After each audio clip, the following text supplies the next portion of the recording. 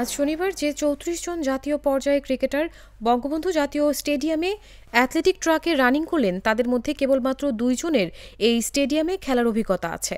একজন মাহমুদুল্লাহ রিয়াদ, অপরজন মুশফিকুর রহিম।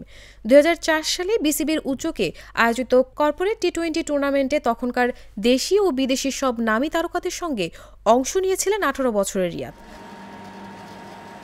মুশফিকুর রহিম ২০০৪ সালে বঙ্গবন্ধু জাতীয় স্টেডিয়ামে ব্যাট আর উইকেট কিপিং গ্লাভস হাতে নেমেছিলেন। সেটা ছিল বিকেএসপির অনূর্ধ্ব-১৭ দলের হয়ে বয়সভিত্তিক আসরে। এর বাইরে আজ যে ৩২ ক্রিকেটার বঙ্গবন্ধু স্টেডিয়ামে রানিং ট্র্যাকে দৌড়ালেন তারা কেউ কখনো এখানে ম্যাচ খেলেনি। খেলার প্রশ্ন তো পরে। ২০০৫ সালে ৩১ জানুয়ারির পর আর বঙ্গবন্ধু জাতীয় স্টেডিয়ামে ক্রিকেট ম্যাচই হয়নি।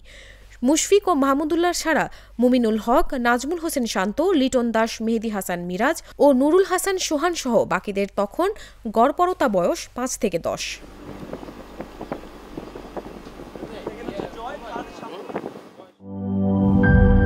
একটি ভুল টপিক নষ্ট করে দেয় আড্ডার দিক, তেমনি একটি ভুল উপাদান নষ্ট করে দেয় পারফেক্ট মিক্সিং। বাট প্রাণ চানাচুরে পাবেন সঠিক উপাদানের ঠিকঠাক মিক্সিং, তাই স্বাদটাও পাবেন পারফেক্ট। প্রাণ চানাচুর, পারফেক্ট মিক্সিং।